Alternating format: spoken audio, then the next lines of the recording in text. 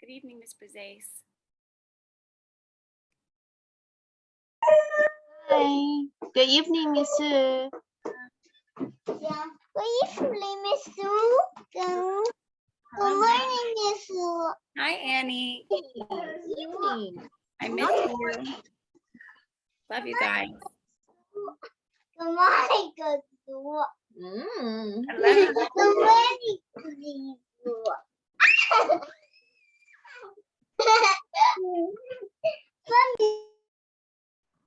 Hi, Miss Sue. Hi, friends.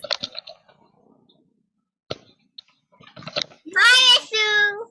Hi, guys. Miss Sue, how you doing now? I mean, COVID or something? Say that again, Jenny. Like how you're doing? My health? Yeah, because of like COVID, we're locked up. I'm not sick. I'm thankful that I'm not sick. Me too. And the book that the story I'm writing for you has a chapter now, but it's not finished yet. The chapter. Thank the you so first much one. for doing that for me, Jenny. That's very sweet. I really appreciate it. Miss Sue. Yes, Vera, dear. Hello. Good to see you. Thanks for coming. Miss Sue, but you should know this is a much shorter book than the book I am writing before this. Bed. Okay. I know. I remember you were telling me you wrote you wrote a book, right? Did you write a book before? Yeah, but I'm not finished with it. I'm still writing. I'm on the 13th chapters. Oh, wow. It's a long process. It's a long process. Takes a lot of hard work. Yes, it does. Good evening, everybody. Thank you for coming. I can't believe we're already on chapter 7. Do you want to say hi to? You can't believe. Hi, Because Miss you're just Sue. Hello. Murphy. Thank you for coming. Yes, Murphy, come on. Say to the boys. Hello, Richard. Hello. Come on. Thank you for coming. Sue, you know before. Miss Sue, you know before I even think I should call the deer Sue or Suzanne or something. Miss Sue. Yeah. These are Murphys in the same complex. He's our neighbor. Cool. He's building 8. Building 8. Very cool. I live very near you guys too. I don't know if you know that. Miss Sue, where's your pups? I have one asleep beside me, and the other one on the floor. They both seem to be pretty tired. Miss Sue, Yes. do you take them down like once a day or something? I'm not supposed to. I can't take them out of the building right now. It's very sad. But will you play with them like you can play a ball or something? Yeah, they have toys. They have toys. That's good. They have toys. Miss Sue, you want to know the name of the deer? I think you told me, didn't you, Jenny? Oh, I did. Amanda. Yes, I did. You can introduce your kitty to shoot. Taylor, I think I draw the deer like a pig. Miss Sue, I have a kitty. Miss Oh, cute. What's your cat's name? June 1st. What? June 1st. June 1st. Yes, 6月1号. Mrs. Oh, I see. Yes? That's his name? Why? June Are you, I will tell you something. Okay, Do tell me. you know a secret about when in my house had something really exciting? What is it? It's April 16 is my birthday, and my birthday present will be a dog. And at the dog there is a baby. I think I'll call it Bingo. What a Now we have one baby. When Aw, that baby comes, I will have 2 babies. what a wonderful birthday gift. That sounds like the perfect gift anyone could get. I'm so excited for you. Does that mean you're going to have a new dog? Yes. Eric, congratulations. This is a wonderful, wonderful thing. Dogs are the best. Miss Stewart, where's your mother? So happy for you. No. Birthday is great. Teacher eats a big cake.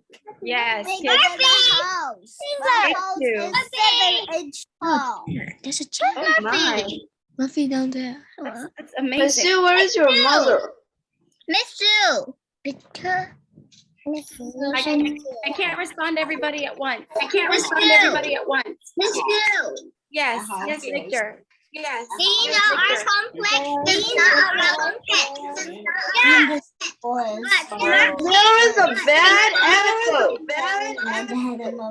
And also, as a cat, we're not allowed to have pets. Yeah. There is a bad echo. Wow. Okay. All right, friends. I'm sorry to do this to you, but I went ahead and muted everybody because Jenny's right. There is an echo, and the best thing to do when there's an echo is to just mute everyone, because that way at least one person can be understood, and that's me, the storyteller. Thank you for coming, friends. And hello, Rosie. Hello, Vera. Thank you for greeting me. We are going to be reading chapters 7, 8, and 9 tonight. And I hope you're ready because we're about to jump right in. Just like usual, I will briefly share the link for the story recording, or it's not a link, it's the code. So that if your parent wants to join the group and I can share the recordings with you later, you can scan this at this time. Scan the code, and then I will share the recording file afterward, All right. So I'll just put this up for a few moments. All right. I think it's time to begin. Chapter 7 of Stuart Little. Now, hopefully you remember the last thing we were talking about. Stuart Little gets a chance to be driving the Wasp, which is that really cool boat that he found, or he spotted when he was at Central Park. He went for a walk all by himself, remember? And then he got to the park and saw the sailboat pond, the sailboat racing pond. He spotted the Wasp, which is the boat that he really likes.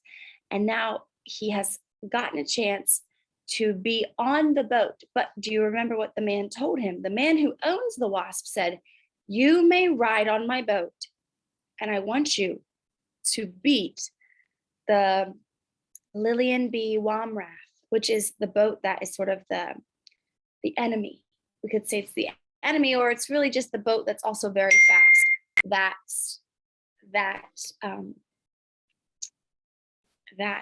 The Wasp, sorry, I forgot the name, that the Wasp always loses to. So the man who owns the Wasp wants to be the winner. He said, "Stuart, if you can beat the Lily B. Wamrath, I will let you ride on my boat. You may be on the Wasp all the time." And of course, we know that's what Stuart loves, because Stuart even has a sailor suit. Clearly, boats are something he's very interested in. Chapter 7, the sailboat race. When the people in Central Park learned that one of the toy sailboats was being steered by a mouse in a sailor suit, they all came running. Soon the shores of the pond were so crowded that a policeman was sent from headquarters to announce that everybody would have to stop pushing, but nobody did. People in New York like to push each other. The most excited person of all was the boy who owned the Lily B. Wamrath. He was a fat, sulky boy of 12 named Leroy. He wore a blue serge suit and a white necktie stained with orange juice. "Come back here," he called to Stuart. "Come back here and get on my boat. I want you to steer my boat. I will pay you $5 a week, and you can have every Thursday afternoon off and a radio in your room." "I thank you for your kind offer," replied Stuart, "but I am happy aboard the Wasp, happier than I have ever been before in all my life." And with that, he spun the wheel over smartly and headed his schooner down toward the starting line, where Leroy was turning his boat around by poking it with a long stick. Ready for the start of the race. "I'll be the referee," said a man in a bright green suit. "Is the Wasp ready?" "Ready, sir," shouted Stuart, touching his hat. "Sure, I'm ready." "Oh, sorry. Is the Lily Bee Womrath ready?" asked the referee. "Sure, I'm ready," said Leroy. "To the north end of the pond and back again," shouted the referee. "On your mark, get set, go! Go!" cried the people along the shore. "Go!" cried the owner of the Wasp. "Go!" yelled the policeman. And away went the two boats for the north end of the pond, while the seagulls heeled and cried overhead, and the taxicabs tooted and honked from 72nd Street, and the west wind, which had come halfway across America to get to Central Park, sang and whistled in the rigging and blew spray across the decks, stinging Stuart's cheeks with tiny fragments of flying peanut shell tossed up from the foamy deep. This is the life for me. So you see there's a picture of the peanut shells. You know, peanuts were a very popular snack in New York in this time in like the 1940s and 50s, which is when the book was written. And so people, I'm sure, would just drop their shells into the water of the pond at the park. And so when the wind is blowing, and if you're near the water, the shells might blow back up in your face. And that's exactly what happened to Stuart, only he doesn't mind because he loves being a sailor so much. And it just makes him feel like, you know, he's a sailor. Oops. All right. Stuart murmured to himself, "What a ship, what a day, what a race." Before the two boats had gone many feet, however, an accident happened on shore. The people were pushing each other harder and harder in their eagerness to see the sport, and although they really didn't mean to, they pushed the policeman so hard, they pushed him right off the concrete wall and into the pond. He hit the water in a sitting position and got wet clear up to the third button of his jacket. He was soaked. This particular policeman was not only a big, heavy man, but he had just eaten a big, heavy meal, and the wave he made went curling outward, cresting and billowing, upsetting all manner of small craft and causing every owner of a boat on the pond to scream with delight and consternation. Okay, now all it's saying is, when this policeman fell into the water where the boats were racing, of course it made the water slosh, and it's like it caused a big wave in the water. The water's splashing and it moves, and now the boats are going to feel that movement and that impact from the man falling and crashing into the water. When Stuart saw the great wave approaching, he jumped for the rigging, but was too late. Towering above the Wasp, like a mountain, the wave came, and crashing and piling on along the deck, caught Stuart up and swept him over the side and into the water, where everybody supposed he would drown. Stuart had no intention of drowning. He kicked hard with his feet and thrashed hard with his tail, and in a minute or two he climbed back aboard the schooner, cold and wet, but quite unharmed. And as he took his place at the helm, he could hear people cheering for him, calling, "At a mouse, Stuart!" At a mouse, he looked over and saw that the wave had capsized the Lillian B. Womrath. But she had righted herself and was sailing on her course close by. Okay, so basically, this big wave that was caused when the policeman fell in, it made Stuart, his boat got covered in water, and then Stuart fell off into the water, but he didn't, drown. He was okay, he's safe. He climbed back up into the boat, and he sees that the other boat that he's trying to beat has also fallen to the side, like capsized, and then come back up, and she's okay. So the competition is still going. The race is still on. She stayed close alongside till both boats reached the north end of the pond.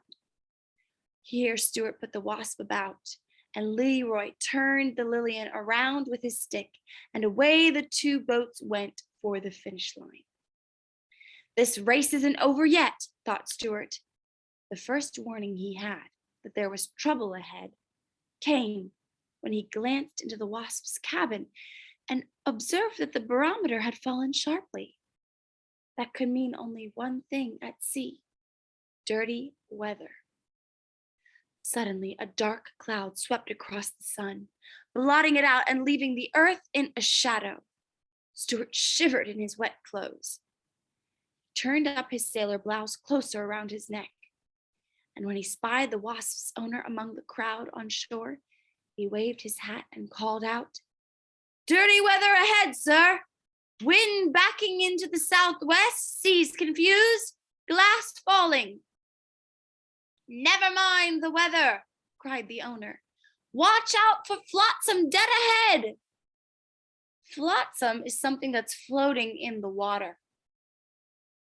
Okay, so here's a picture of Stuart crawling back up into the Wasp after he falls out. But now, what do you think it is that's floating in the water ahead of him? In his way that the man told him to watch out for? You'll see for yourself. Okay, again, Liz, whoever Liz is, please stop requesting screen control. Thank you. Stuart peered ahead. Stuart peered ahead into the gathering storm, but saw nothing except gray waves with white crests. The world seemed cold and ominous. Stuart glanced behind him. There came the sloop, boiling along fast, rolling up a bow wave and gaining steadily. "Look out, Stuart! Look where you're going!" Stuart strained his eyes, and suddenly, dead ahead, right in the path of the Wasp, he saw an enormous paper bag looming up on the surface of the pond. The bag was empty and riding high. It's open and gaping wide like the mouth of a cave. Stuart spun the wheel over, but it was too late. The Wasp drove her bowsprit straight into the bag, and with a fearful whoosh, the schooner slowed down and came up into the wind with all sails flapping. Just at this moment, Stuart heard a splintering crash, saw the bow of the bow of the Lillian plow through his rigging, and felt the whole ship tremble from stem to stern with the force of collision. "A collision!" shouted the crowd on shore. Now, a collision is when one boat hits the other boat. In a jiffy, the two boats were in a terrible tangle. Little boys on shore screamed and danced up and down. Meanwhile, the paper bag sprang a leak and began to fill. Now, do you know what happens to a paper bag when it gets wet? It gets very soggy and heavy. So this is a very bad thing that's happening because it's really messing up the boats. The boats can't go forward if the paper bag is there. The Wasp couldn't move because of the bag. The Lillian B. Womrath couldn't move because her nose was stuck in the Wasp's rigging. Waving his arms, Stuart ran forward and fired off his gun. Then he heard, above the other voices on shore, the voice of the owner of the Wasp yelling directions and telling him what to do. "Stuart, Stuart, down jib, down staysail." Stuart jumped for the halyards, and the jib and the forestaysail came ripping down.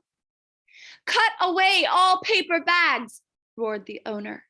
Stuart whipped out his pocket knife and slashed away bravely at the soggy bag until he had the deck cleared. "Now back your foresail and give her a full," screamed the owner of the Wasp.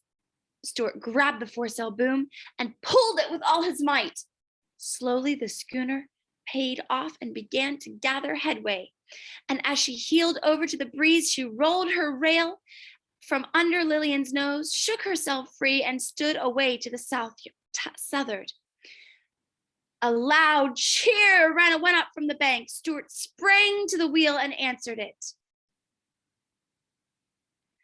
And then he looked back, and to his great joy, he perceived that the Lillian had gone off in a wild direction and was yawning all over the pond.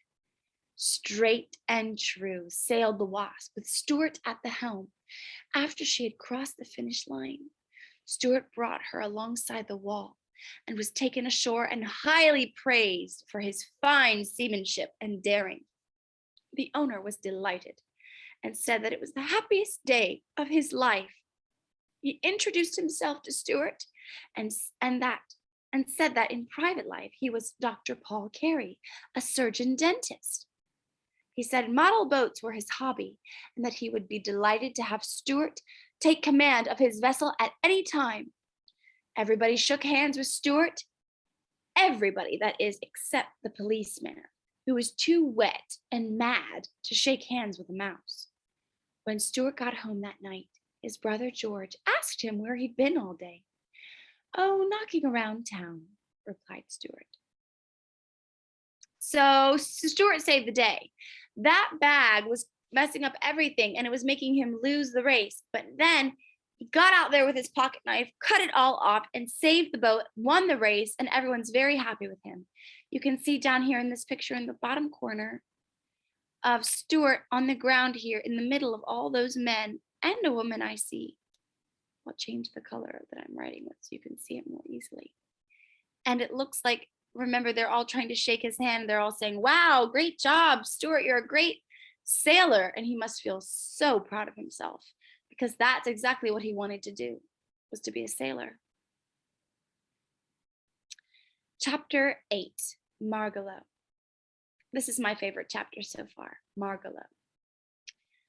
Because he was so small, Stuart was often hard to find around the house. His father and his mother and his brother George seldom could locate him by looking for him. They usually had to call to him, and the house often echoed with cries of "Stuart! Stuart!" You could come into a room and he might be curled up in a chair and you wouldn't see him. Mr. Little was in constant fear of losing him and never finding him again. He even made him a tiny red cap, such as a hunters wear, so that he would be easier to see. One day when he was 7 years old, Stuart was in the kitchen watching his mother make tapioca pudding. He was feeling hungry, and when Mrs. Little opened the door of the electric refrigerator to get something, Stuart slipped inside to see if he could find a piece of cheese. He supposed, of course, his mother had seen him. And when the door swung shut, he realized he was locked in. It surprised him greatly. "Help!" he called. "It's dark in here." "It's cold in the refrigerator." "Help! Let me out! I'm colder by the minute." But his voice was not strong enough to penetrate the thick wall. In the darkness, he stumbled and fell into a saucer of prunes. The juice was cold. Stuart shivered. His teeth chattered together. It wasn't until half an hour later that Mrs. Little again opened the door and found him standing on a butter plate, beating his arms together, trying to keep warm, and blowing on his hands, and hopping up and down. "Mercy!" she cried. "Stuart, my poor little boy." "How about a nip of brandy?" said Stuart. "I'm chilled to the bone."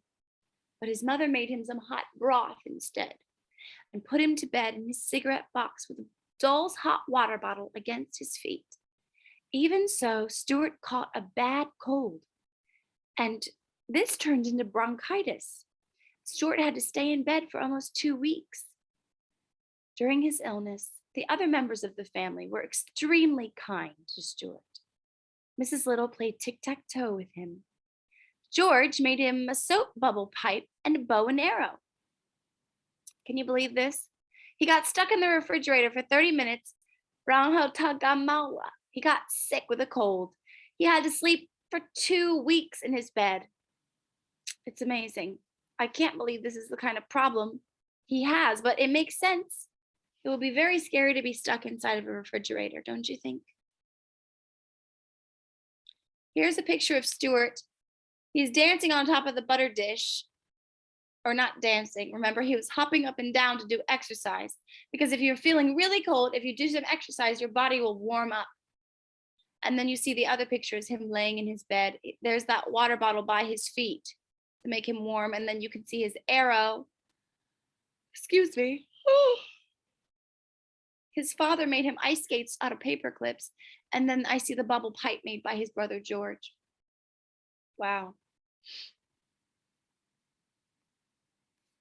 Mrs. Little made him a pair of, Mr. Little made him a pair of ice skates out of 2 paper clips. One cold afternoon, Mrs. Little was shaking her dust cloth out of the window when she noticed a small bird lying on the windowsill, apparently dead. She brought it in and put it near the radiator. Now, the radiator is that machine you see there. It's white. It's to make the house hot or warm. So if you put something there, you're trying to warm it up.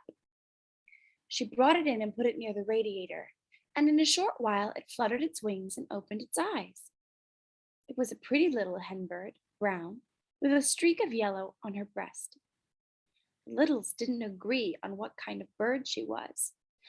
"She's a wall-eyed vireo," said George scientifically. "I think she's more like a young wren," said Mr. Little. Anyway, they fixed a place for her in the living room and fed her and gave her a cup of water. Soon she felt much better and went hopping around the house, examining everything with the greatest care and interest. Presently she hopped upstairs and into Stuart's room where he was lying in bed. "Hello," said Stuart. "Who are you? Where did you come from?" "My name is Margalo," said the bird softly in a musical voice. "I come from fields once tall with wheat, from pastures deep in fern and thistle. I come from vales of meadows sweet, and I love to whistle." Stuart sat bolt upright in his bed. "Say that again," he said. "I can't," replied Margalo. "I have a sore throat." "So have I," said Stuart. "I've got bronchitis. You better not get near me. You might catch it." "I'll stay right by the door," said Margalo. "You can use some of my gargle if you want to," said Stuart. "And here are some nose drops, and I have plenty of Kleenex." See, these are the things that he's offering her down in the corner. You see that box of jing? That's what we call Kleenex in America. Kleenex is just a kind of company that makes a jing. And then you see the little white bottle is the stuff you spray up your nose drops when you need to get your nose clear. And then that dark bottle is the medicine that you put in your throat and go like this, gargle it, and then spit it out. Don't drink it. It's just medicine for your throat that you take when you have bronchitis, like Stuart does. "Thank you very much. You are very kind," replied the bird. "Did they take your temperature?" asked Stuart, who was beginning to be genuinely worried about his new friend's health.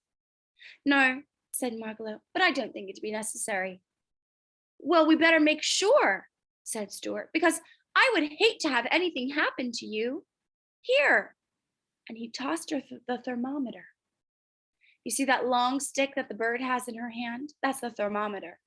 Remember, we saw that before in the story when the doctor came when Stuart was born to take his temperature and to see if he was healthy. Margalo put it under her tongue, and Stuart sat very still for 3 minutes. Then she took it out and looked at it, turning it slowly and carefully. "Normal," she announced. Stuart felt his heart leap for gladness. It seemed to him that he had never seen any creature so beautiful as this tiny bird, and he already loved her. "I hope," he remarked, "that my parents have fixed you up with a decent place to sleep." "Oh, yes," Margalo replied. "I'm going to sleep in the Boston Fern on the bookshelf in the living room. It's a nice place for a city location. And now, if you'll excuse me, I think I should go to bed." I see it's getting dark outside. I always go to bed at sundown. Good night, sir. Please don't call me sir, cried Stuart. Call me Stuart. Very well, said the bird. Good night, Stuart. And as she hopped off, with light bouncing steps. Good night, Margalo, called Stuart. See you in the morning. Stuart settled back under the bedclothes again. There's a mighty fine bird, he whispered, and sighed a tender sigh. When Mrs. Little came in later to tuck Stuart in for the night and hear his prayers, Stuart asked her if she thought the bird would be quite safe sleeping down in the living room. Quite safe, my dear, replied Mrs. Little. What about the cat, Snowbell? Asked Stuart sternly. Snowbell won't touch the bird, his mother said. You go to sleep and forget about it. Mrs. Little opened the window and turned out the light.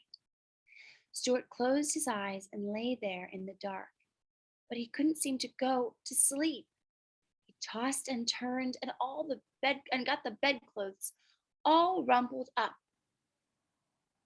He kept thinking about the bird downstairs,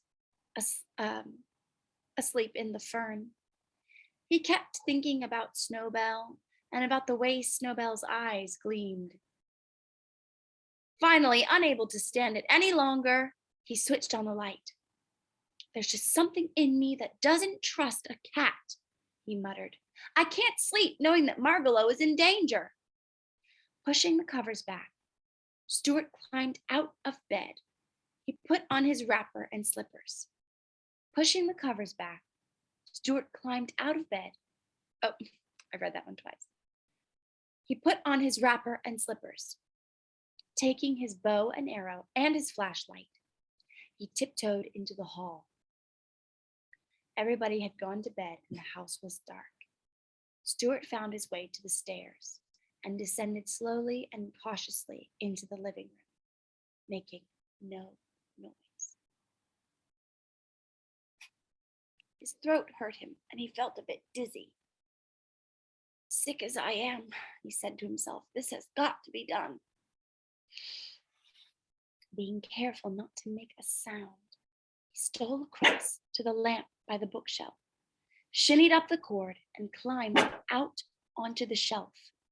There was a faint ray of light from the street lamp outside, and Stuart could dimly see Margalo asleep in the fern, her head tucked under her wing.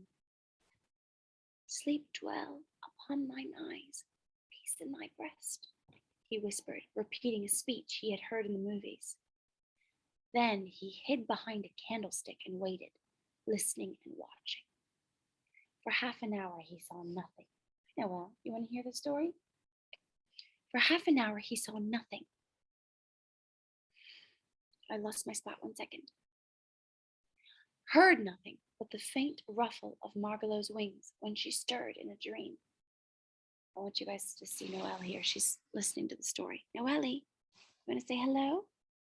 There we go. She's so cute. Little scratches. The clock struck 10 loudly. Bang, bang. And before the sound of the last stroke had died away, Stuart saw 2 gleaming yellow eyes peering out from behind the sofa. So, thought Stuart, I guess there's going to be something doing after all. He reached for his bow and arrow. The eyes came nearer. Stuart was frightened, but he was a brave mouse, even when he had a sore throat. He placed the arrow against the cord of the bow and waited. Snowbell crept softly toward the bookshelf and climbed noiselessly up into the chair within easy reach of the Boston fern where Margalo was asleep. Then he crouched, ready to spring. His tail waved back and forth. His eyes gleamed bright. Stuart decided the time had come. He stepped out from behind the candlestick, knelt down, bent his bow, and took careful aim at Snowbell's left ear, which was nearest to him. This is the finest thing I've ever done, thought Stuart, and he shot the arrow straight into the cat's ear. Snowbell squealed with pain and jumped down and ran off toward the kitchen. A direct hit, said Stuart. Thank heaven. Well, there's a good night's work done. And he threw a kiss toward Margalo's sleeping form. It was a tired little mouse that crawled into bed a few minutes later, tired, but ready for sleep at last. Chapter 9. A Narrow Escape. Margalo liked it so well at the Littles' house, she decided to stay for a while instead of returning to the open country. She and Stuart became fast friends, and as the days passed, it seemed to Stuart that she grew more and more beautiful. He hoped she would never go away from him. One day, when Stuart had recovered from bronchitis, he took his new skates and put on his ski pants and went out to look for an ice pond. He didn't get far. The minute he stepped onto the street, he saw an Irish Terrier, which is a kind of dog. So he had to shinny up an iron gate and jump into a garbage can, where he hid in a groove of celery. While he was there, waiting for the dog to go away, a garbage truck from the Department of Sanitation drove up to the curb and 2 men picked up the can. Stuart felt himself being hoisted into the air. He peered over the side and saw that in another instant, he and everything in the can would be dumped into the truck. If I jump now, I'll kill myself, thought Stuart, so he ducked back into the can and waited. The men threw the can with a loud bump into the truck, where another man grabbed it, turned it upside down, and shook everything out. Stuart landed on his head, buried 2 feet in wet, slippery garbage. All around him was garbage, smelling strong. Under him, over him, on all 4 sides of him, garbage. Just an enormous world of garbage and trash and smell. It was a messy spot to be in. He had egg on his trousers, butter on his cap, gravy on his shirt, orange pulp in his ear, and a banana peel wrapped around his waist. Still hanging onto his skates, Stuart tried to make his way up to the surface of the garbage, but the footing was bad. He climbed a pile of coffee grounds, but near the top, the grounds gave way under him and slid down and landed in a pool of leftover rice pudding. I bet I'm going to be sick at my stomach before I get out of this, said Stuart. He was anxious to work his way up to the top of the pile because he was afraid of being squashed by the next can load of garbage. When at last he succeeded in getting to the surface, tired and smelly, he observed that the truck was not making any more collections but was rumbling rapidly along. Stuart glanced up at the sun. We're going east, he said to himself. I wonder what that means. Okay, so are you following here? Stuart went outside to run away, and Stuart went outside to go skating with his new skates, and then he saw a dog. He ran away because he's afraid that the dog would, run after him and maybe try to eat him, or at least, attack him. And then somebody came. Sorry. So when Stuart ran, he ran into a trash can to hide, and someone came and dumped the trash can into a big truck. Like you see here, there's a person dumping all that trash into the red truck, and now they're driving east. They're not picking up any more trash. It's actually the last stop. There was no way for him to get out of the truck. The sides were too high. He just had to wait. When the truck arrived at the East River, which borders New York City on the east, and which is a rather dirty but useful river, the driver drove out onto the pier. Backed up to the garbage scow, he dumped his load. Stuart went crashing and slithering along with everything else and hit his head so hard he fainted and lay quite still as though he were dead. He lay that way for almost an hour. When he recovered, his senses looked about him and he saw nothing but water. The scow was being towed out to sea. Well, thought Stuart, this is about the worst thing that could happen to anybody. I guess this will be my last ride in this world, for he knew that the garbage would be towed 20 miles out and dumped into the Atlantic Ocean.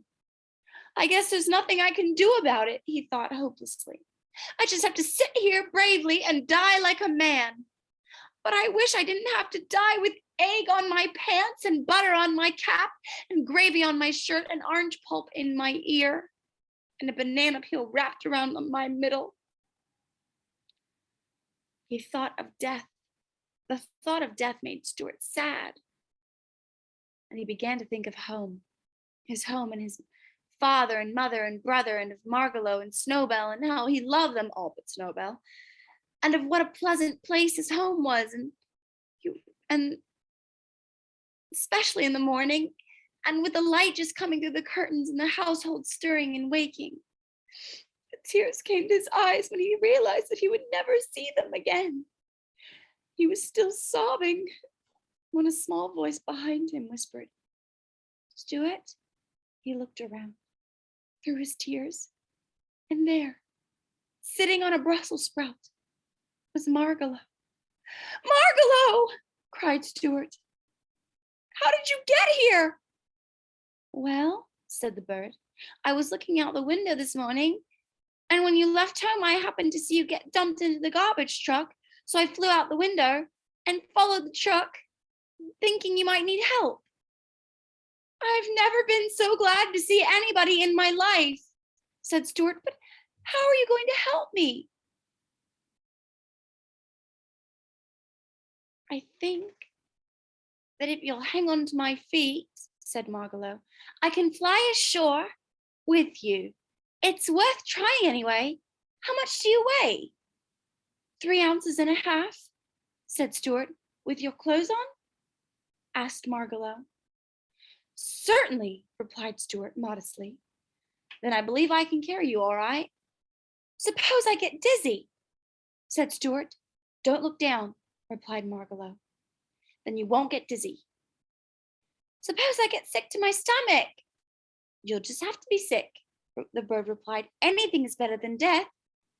"Yeah, that's true," Stuart agreed. "Hang on then. We might as well get started."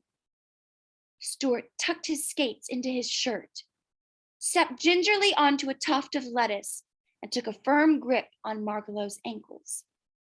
"All ready!" he cried. With a flutter of wings, Margalo rose into the sky, carrying Stuart along, and together they flew out over the ocean and headed toward home. "Phew," said Margalo when they were high in the air. "You smell awful, Stuart." "I know I do," he replied gloomily. "I hope it isn't making you feel bad." "I can hardly breathe," she answered, "and my heart is pounding in my breast. Isn't there something you could do to make yourself lighter?" "Well, I could drop these skates," said Stuart. "Goodness me," said the little bird cried. "I didn't know you had skates hidden in your shirt. Toss those heavy skates away quickly, or we'll both come down in the ocean and perish." Stuart threw his skates away and watched them fall down till they disappeared in the gray waves below. "That's better," said Margalo. "Now we're all right. I can see the towers and chimneys of New York." 15 minutes later, in they flew through the open window of the Littles' living room and landed on the Boston Fern. Mrs. Little, who had left the window up when she missed Margalo, was happy to see them back, for she was beginning to worry when she heard what had happened and how near she had come to losing her son. She took Stuart in her hand, even though his clothes smelled nasty, and kissed him. Then she sent him upstairs to take a bath and sent George out to take Stuart's clothes to the cleaner.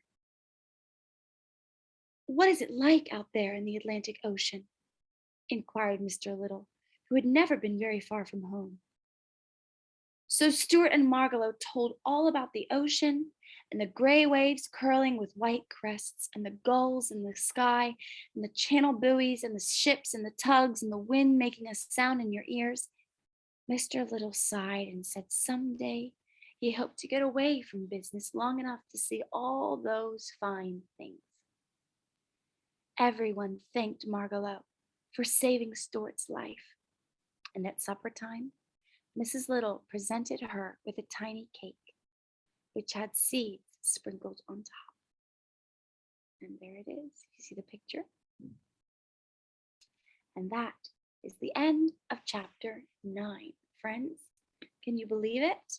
We only have 2 more sessions left. I will see you on Wednesday and then Friday as we finish the story. I know one thing, I surely love Margalo. She's a great friend, and I'm glad she was there for Stuart.